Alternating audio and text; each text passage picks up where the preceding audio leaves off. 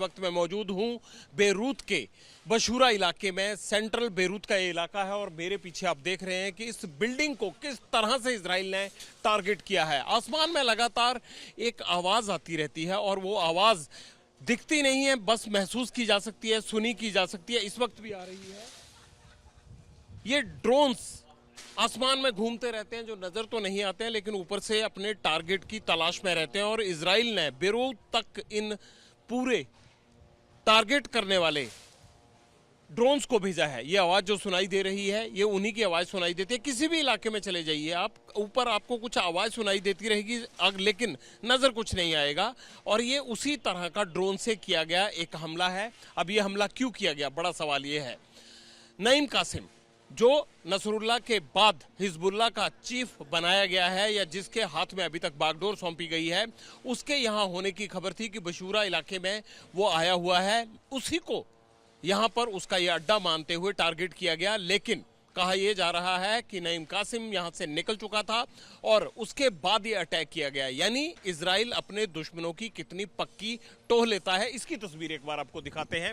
ये बिल्डिंग तकरीबन 12-15 मंजिली बिल्डिंग है, लेकिन इसकी दूसरी मंजिल पर देखिए आप, ग्राउंड फ्लोर, फर्स्ट फ्लोर और ये सेकंड फ्लोर को टारगेट किया गया। कितना एक्यूरेट सेकंड फ्लोर को टारगेट किया गया कि आसपास की बिल्डिंग को नुकसान तो हुआ, लेकिन जो दूसरी मंजिल है, दूसरे मंजिल पर जहां पर रहने की जगह बनी हुई थी वो पूरी तरह से उड़ा दी गई है। आप देखिए कितना पिन पॉइंटेड था। मौके पर मौजूद जो लोग हैं, इन्होंने जो हमें जानकारी दी है, उनका कहना यह है कि यहाँ पर सिविल डिफेंस से जुड़े हुए लोग रहते थे। यानी वो लोग जो इस पूरे डिजास्टर में, इस आपदा की घड़ी में मदद करते थे उन लोगों की जिनको हेल्थ ग्राउंड पर मदद चाहिए होती थी, जिनको एवैक्यूएशन में मदद चाहिए होती थी, उन लोगों को टारगेट किया गया। लेकिन एजेंसियों का ये कहना है कि यहाँ पर हिजबुल्लाह के कमांडर के होने की खबर थी, इसलिए इजराइल ने रात के अंधेरे में इस बिल्डिंग को टारगेट बनाया।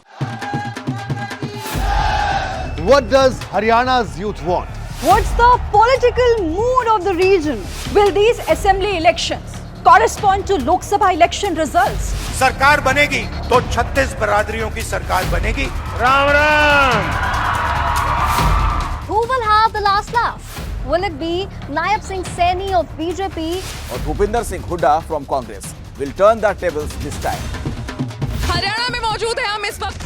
Get to know the ground reality of the Haryana elections 2024 with real-time updates in your language and your preferred platform. Only on ABP Live Election Center. Sahi information, har election.